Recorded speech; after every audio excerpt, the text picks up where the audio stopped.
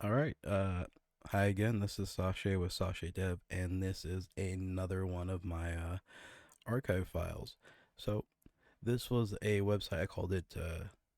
Was gonna make it my resume site.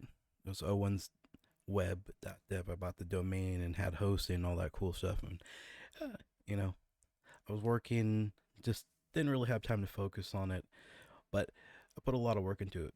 Yeah, this was from about 2020ish. At the time, I was really obsessed with Photoshop and making composite photos and stuff like that. So I made this really cool photo, and I was like, "Yeah, it'll be awesome." Added some smoke effects here. You can see as I move the mouse cursor to add smoke, but it had a couple of issues. One of the biggest problems was on page resizing. It didn't do this, and also on mobile, which almost everyone has a cell phone. Most people check stuff from their cell phone.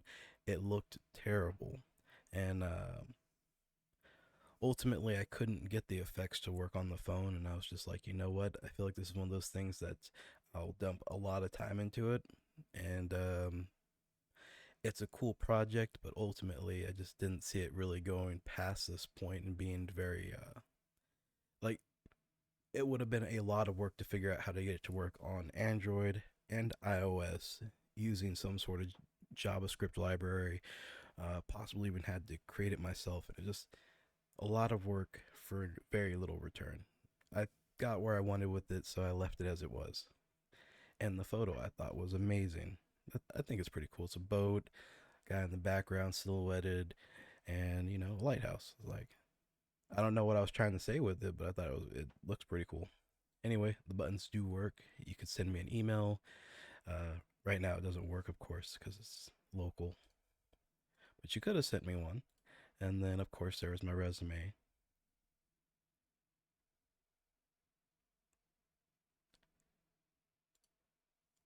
So let's take a look at the source. Huh. Well, I know there's an index file because I just use it to open it, but the JS is not that complicated. It's just using a canvas. Same thing with the smoke. I think that's probably part of the reason why it was acting so weird on the resizing. Because if you look right here on the side, it doesn't actually go all the way to the edge. It has something to do with the scroll bar, and I could have used the JS to make the canvas bigger than the page, but it was this whole process, and there was trade offs with it, and it's just like realistically, no one would really notice.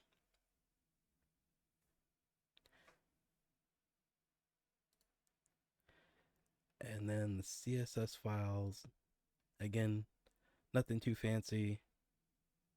Yeah, nothing too fancy, just a couple of things. And it does say 2017 right here on the bottom, and that's because I modified an old web page that I had. That one was pretty terrible, but I might be able to find that real quick.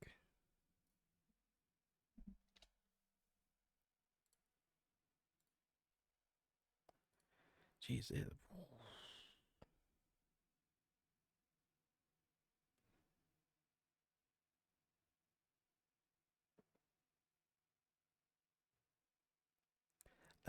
I have a lot of stuff I still got to go through. There's a lot of old projects that I have. Um, but yeah, trust me, this was a substantial upgrade to that one. It was pretty clunky. At the time I was still figuring out the CS the HTML blocks and flex blocks and floating and all that cool stuff that with HTML5. Um, and I really like that blocky look. Right now, I've noticed almost every page I go to is everybody likes to have the videos in the background, and that's just there's multiple ways to do that, but I don't think you can even auto load. You can use the JavaScript to load after the page is loaded, but there's a whole lot of stuff that goes into that. They try to limit cross-site scripting and auto running of certain types of scripts and things like that. Um,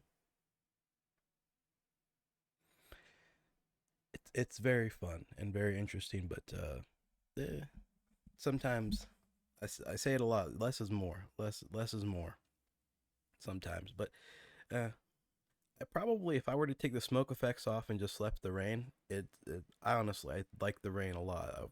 I the time. I mean, even now, I live in Oregon, so Rain's everywhere. It's cool to see the rain effects on stuff. Um, One of the other effects I like that I see a lot of people do is it's hard to describe. It's like where they have the networks, like as if you're like in a computer network, how they have the nodes and the lines going to each node, and they'll have the mouse cursor interact with each node as it passes by, and the lines will reach out. I think that's a really fancy effect, and I think that's is that the Vue.js library, the Vue.js library. There's a couple of them out there that make that super easy. Um, I haven't had a chance to use it, but yeah, there's a lot of them out there. Anyway, thank you for watching.